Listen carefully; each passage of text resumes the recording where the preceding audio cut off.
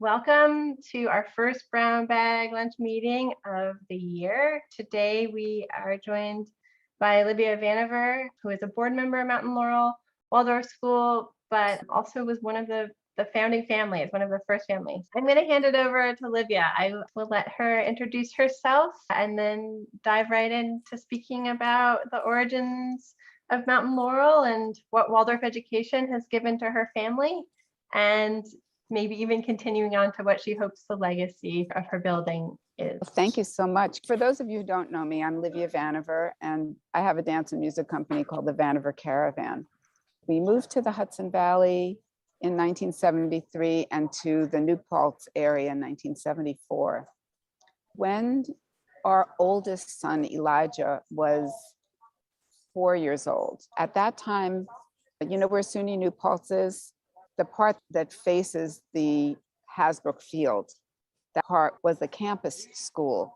And SUNY New Paltz was very known for education, training teachers.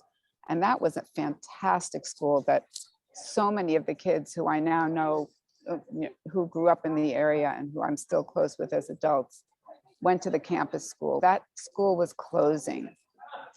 And we thought, oh, this would be a great school for Elijah to go to, but it was closed.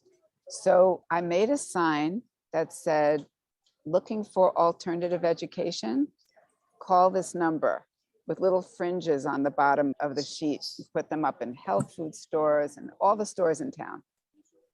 And we got together a group of about 30 people who were interested in alternative education. And at that time, we lived in the barn on Route 32 and River Road. We had a big loft. So in one part of the loft, we had all the kids and a couple of fun babysitters.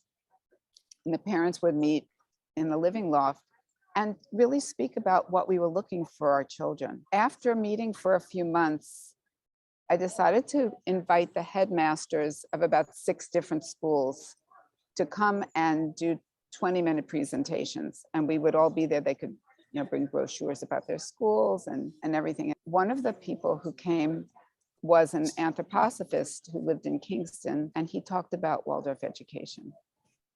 And when he spoke about the teacher standing before the class and looking at the children and knowing that these are beings that might be, who knows what they have so much potential, and that Waldorf education addressed the spiritual aspect of the little beings, as well as reading, writing, arithmetic, and also that it was very arts-based and nature-based. We thought, this is for us. So Bill and myself and 2 of the musicians in our company, Toby and Evan, and 10 other families got together and tried to figure out how we were going to start a Waldorf school, because only maybe one of the families were anthroposophists. So really, we started a Waldorf school as opposed to one that developed over time from an anthroposophical study group. I just say also, out of that meeting came people who were interested in High Meadow. And so High Meadow started from that meeting, and also a very robust homeschool group. So 3 different alternative education systems came from those meetings together. So there's such a wish that you have for your children. And there's nothing more important than education from a ground level, from the young moving up from there. I think we were introduced also to Waldorf education at Omega, where there was a man from Green Meadow who was there as part of some spiritual week. There was a lot of ideas coming in about the system.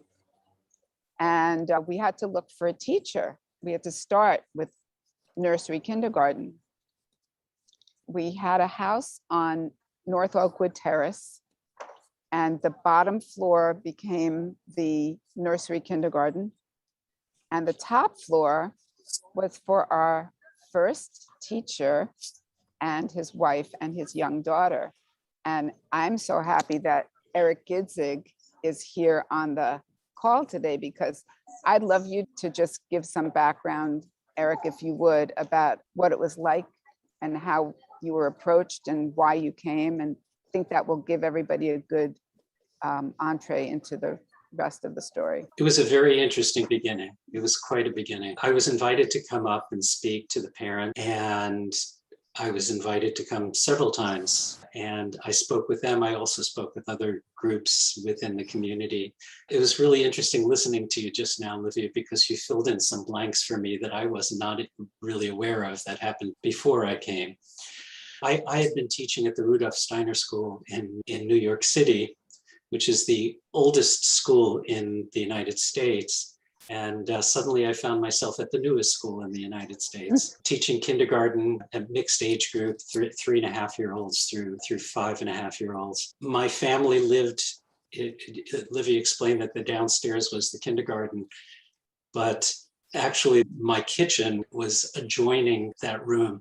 And my daughter, who was 2 at that point, would sit on the other side of the door, listening to all the things going on. She was learning the songs through the walls and through the door. So it was quite a transition for me when the day was over to be able to come through the door and she was still sitting there. I was thinking, Eric, I would love to hear your impressions of what it was like to be the first teacher in a brand new school that was just starting up. How was that for you? And how did that begin the journey? As I said, there was really a remarkable group of parents who were behind the school and ready to make sacrifices to make sure that the school succeeded. There were a lot of obstacles in the way, and there was a lot of work we had to do to fill out the class, make sure that we had a large enough class to support the building, the teacher, the overhead of the school. But the children were just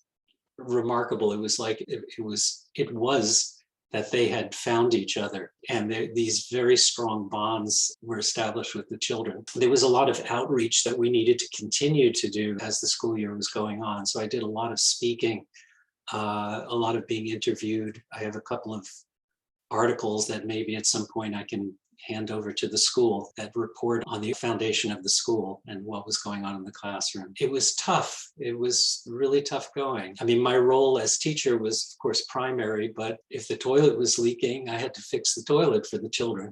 When we needed paper towels, that needed to be ordered.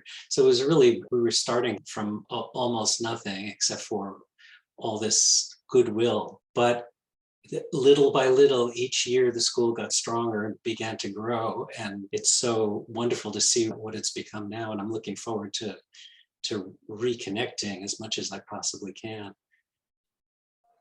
Thank you, Eric. That's so good.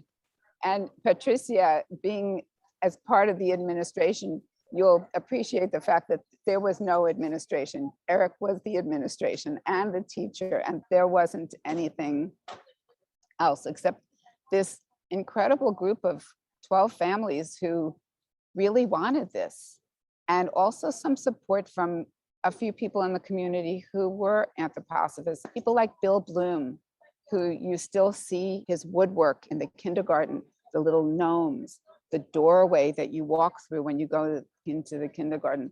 These were from original years where Bill was a master wood carver and brought his beautiful art in the Waldorf style to the school. After 2 years in nursery kindergarten, we needed another building because we had to move on to first grade. So we found the building on Rocky Hill Road and Route 32, which is now, I believe, a dog kennel. By that time, our second son, Shiloh, was born. And then, of course, we had a third son, Gabriel, who all went through to the school. So we went up to, I believe, was it 5th grade, Eric? Do you remember in that building? I was not there for long enough for there to be a 5th grade. Okay, so you were there through 3rd grade, right? Yeah. Okay, and we had eurythmy also, right? Yes. So that was good. So after we outgrew that building, we found another building that was amazing. It was this Tilson Elementary School in Tilson. So again, if you go up 32 and you make a right on Tilson Road and go to the end, there's a one-story building that had a huge gym with a sprung floor, and every classroom faced out to the woods, and a huge yard and grass and places for the children to play. It was amazing. It was owned by the Kingston City School District, and eventually they needed the building back, but that was an incredible space, like I said. So there started to be a search for another building. And I was on the board at the time, and we looked at all different buildings in the whole area. We even looked at land. There were some parents who wanted to build, to start from scratch, and we found land in Cottikill. And there was a lot of just people not knowing which way to go, and people who wanted to build, and there wasn't really that interest in building so far away. Many of them dropped away. We found the building we're in now, which is the next iteration of school. And it was the quarters for the sisters at St. Joseph's Church. This is where they lived. This is where they, had their kitchen. This is what their living quarters. And I remember standing outside, and there was a lot of concrete all around. I remember standing outside with my friend Julian Studley, who was a realtor in the area, who's since passed away. I stood outside there with Julian saying, I don't know, what do you think? He said, this is a good deal, you should do it. It's funny, I don't have that kind of vision. I'm sure many of you have that kind of creativity where you can look at a place and see the whole thing. I couldn't do it. We bought the building, and with such loving hands and energy, parents just got in there, fixed it up, cleaned it up, renovated. Andrea Staffeld came down from Ithaca and did Leisure, and Leisured all the classrooms. All the classrooms are painted in a very specific way that match with Steiner's view of how children should be. There are layers of paint. There are fairies in the corners. You look in your kid's classroom and look for the fairies in the corners, you'll be surprised. So in that building, we're still there, but look at how beautiful it's become. The grass and the playground and just the beautification of the school has just always astounded me. Now, of course, we've spread out into we have a little enclave of houses and buildings. I love the way that we've grown within our means. There was a question of whether we should be out in the country the way Green Meadow is, Hawthorne Valley, but there was something about being right in the middle of town where we had access to Elting Library, Hasbrook Park, the rail trail, but more than that, to be a presence in town and not be removed, I think really set the school apart in a very unique, brave, and special way. So that's basically it. All my kids went through Mountain Laurel. Gabriel's the youngest, Shiloh and Elijah. Elijah's 42 now. He's going to be 43 in December. He was in the first graduating class, and I will say this is really amazing. Because of dissension in the school about where to build, not to build, where to go, we had lost a lot of the families from his class. This class was big, and it ended up with only 2 kids left at the end of 7th grade. So we thought it really doesn't make sense to go on. Let's graduate them at 7th grade. We had a beautiful ceremony with each of them got a globe, and it was just a beautiful ceremony. But also we had an opportunity for the 2 boys to go up to Hawthorne Valley and be in William Ward's class. He was just finishing up to 8th grade. They would just enter his 8th grade, and then they would continue on high school there. And those of you who don't know William or never heard of William Ward, he was a master teacher. Do you want to say anything about him, Eric? Yeah, I'd just like to say that he was a mentor to the school really pretty much from the beginning. I reached out to him quite a number of times, and others did as well. He was really quite a resource for the school. Yeah. And when the boys, Rio and Elijah, went up there to Hawthorne Valley to William's class, there were 28 kids in the class.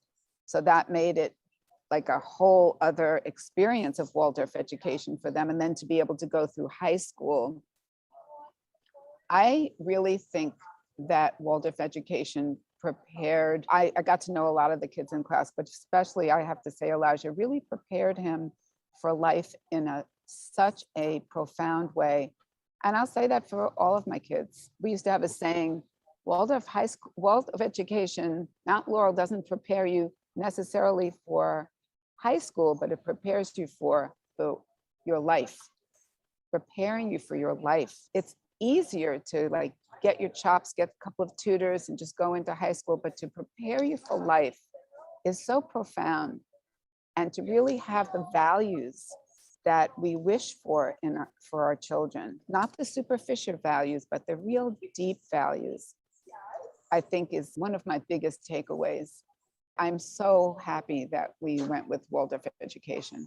I work in the schools, I work in public schools, and I work at High Meadow also. And I want to say, I wish public education was what I was looking for, because it's free and it's there, and it's also very inclusive. But I knew that it would not be right for my kids, that they really needed to nurture their spiritual selves, that their beings needed to be nurtured, they needed to be honored. And there's an honoring that happens in the Waldorf system, not only with age-appropriate curriculum, but the creativity to become thinkers, to become creators. There's an openness that's not I don't feel is constricting.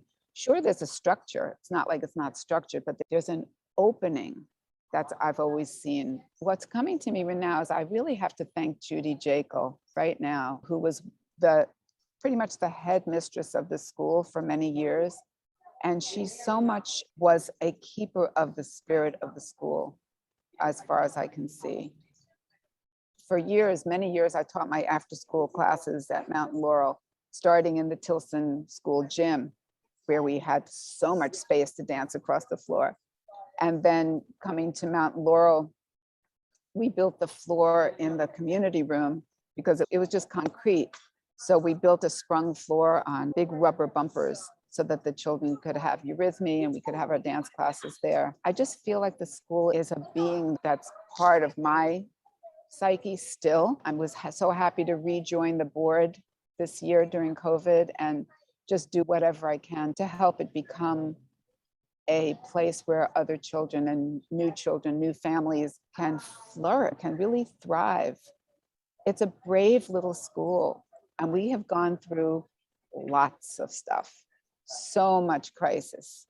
And I guess that's also the nature of, but we've come out each time with a new strength. And we've had to be brave about making choices for whatever needed to happen. Again, honoring the families, honoring the children. And I have to say, our teaching, I love our teaching staff. Our teaching faculty is so outstanding. And to have that for Mountain Laurel is just the best. I have to tell you, I used to call it the renegade school, the renegade Waldorf school, because we don't necessarily, how can I say, we make experiments. We move in the direction that we need to move in, and we're not dogmatic. And that's a big thing for Mountain Laurel, I have to say. And even though it's very much in Waldorf tradition, a very faculty-run school, there's still room for parents to be able to ask questions, to be a part of supporting the school and sustaining the school. And that's just amazing. Every time I would come into school to teach in the after-school program, I would see all these kids and all these families and parents that I did not know, did not recognize. And that made me feel so good that this little seed of a school is constantly blossoming. And being on the board, I will say that we're doing really well. And it's because of all of you who are gifting us your children and your support and your love. It's the community that makes the school be what it is. But I want some questions. Who has a question? Who has an answer? Let me just say one thing, which is that you can trace a line in terms of the history of the school and its growth. And at each stage of growth, there are tremendous decisions to be made and a lot of work to be done. So the school started as a nursery kindergarten program, and immediately there was a group of parents that wanted to see a first grade happen. That was months of intense conversation and work to understand what needed to be done in order to make that happen, or whether it was too early for that to happen. And over the course of my tenure at Mountain Laurel, certainly there were several periods where we had to ask ourselves the question of, do we have the strength? Do we have what it takes to continue to grow, or do we need to put the brakes on for a bit? Yeah, that is so true. And I see those markers in my mind and feel them. Also, because we're small, you feel those places even bigger, because you don't have the multitude to diffuse the issues that come up. I have to say, I'm so impressed with the administration, which has to be very solid and holding the center. And I'm so impressed with the faculty. Each person is just amazing. What's so amazing about you, Olivia and Eric, is that you were pioneers. So you had that pioneer spirit. And for many years, the school really, that impulse was driven by that incredible pioneer spirit. And then little by little, we got established. And now we are an established school with an established faculty and strong parent body. And so I was really curious to hear you speak, to just have a feeling of how it is to be a pioneer. And you really totally delivered, you and Eric too. It's so wonderful to hear that incredible pioneering impulse from both of you. So we're very grateful that we are here, thanks to that incredible impulse. Yeah, I have a question. Thank you. I didn't know if there's a written down history that contains your story and the story of the school and the stories of the families who were original to it, or the descendants of those families, or the children who went to the first few classes and what it felt like. So I thought I'd ask that question. Do you know? Yes, actually, Kati, if you go on our Mountain Laurel website, there's a page about the history of the school, and there's some old pictures from when it was just a mansion and when it was a Catholic school. It's really pretty interesting. It talks about David Clark, who was one of the founding families, and he still has the original charter at his house, his wife actually. And I think we speak about them on the website. His wife, Kathleen Clark, It was Barbara Clark. Clark. Yeah. She was the first administrator in a sense. She really got the money together to buy the building, and she worked 24/7 in making this happen. Really, a true gift. She passed away quite young. Yeah, very sadly. No, go ahead. I think David Clark actually wrote an essay that appeared in one of the newsletters that went out several years ago from the school. So maybe we could track that down. I could certainly ask David about it. Yeah. That would be great, Eric, if you could. That'd be wonderful. And I have something I'd love to share with people, not today, obviously, because I don't have it with me, but Elijah's 9th birthday party, he was in 3rd grade at the time, and 3rd grade studies the Old Testament. So his birthday party, the whole class was there, and they're on my deck outside reciting Bereshit, which is the first opening of the Torah that they learned. Genesis. Of Genesis. Yeah. And they just did it like this is what we do. And it was so heartful. All the recitation, they did what they do, Horatius at the Bridge, which is like 6-minute recitation. And it's crazy, but it just grew something in them. All of that fine literature, fine teaching, fine work, fine crafts. There's a quality that really stayed with them, I believe. I'm fantasizing about a small pamphlet that children can hold in their hands with a few pictures that engage them in the history of their own school. So I don't want to jump the gun, but I'm already thinking, oh, how can the children have access? That's a beautiful idea. We do have the newsletters still. These were newsletters that were not digital, but we have them in binder. So I can see if I can find David Clark's essay. Yeah, we've been in touch with him. I want to say again, thank you so much for bringing up his wife, Barbara Clark, because Barbara really was the power force that was behind all the parents. She was the one that was the center of this and got so much done in terms of getting the school established the way it is. So I'm so glad you mentioned her, because somehow she needs to be honored and coming through, which she does anyway, but it's good. It's good.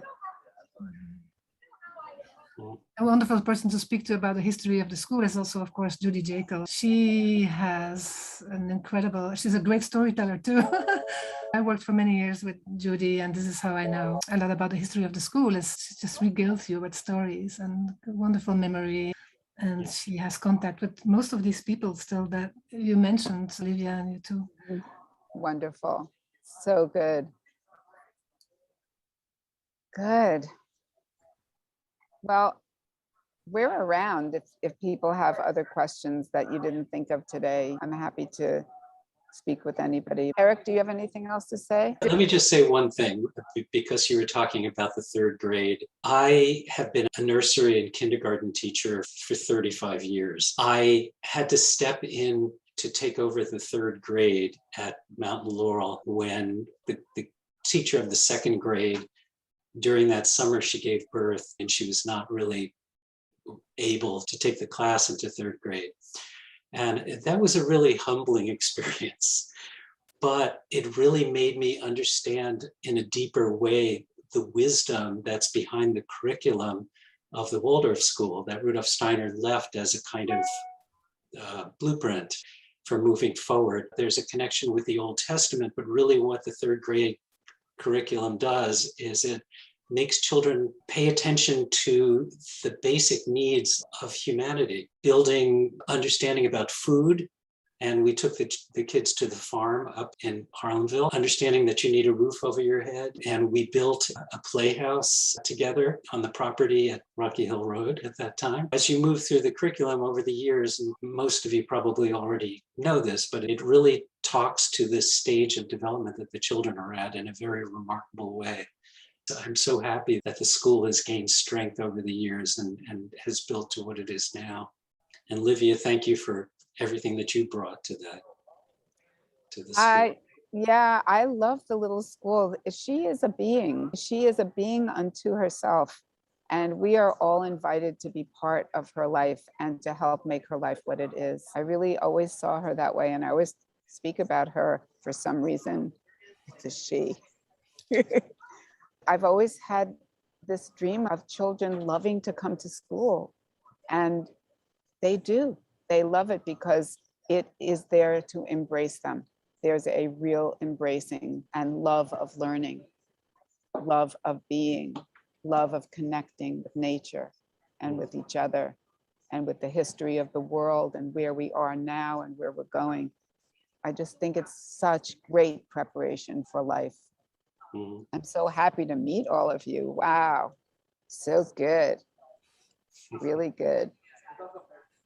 Thank you so much for talking to us. Really, it makes me feel so much more rooted in this school, which I think is especially important this year where everybody doesn't feel very rooted. We're connecting electronically. We have so many new families to the school, but also to the area. I feel this sort of this origin story really helps us feel more deeply seated in the tradition that we are part of and this legacy. So thank you, thank you, thank you.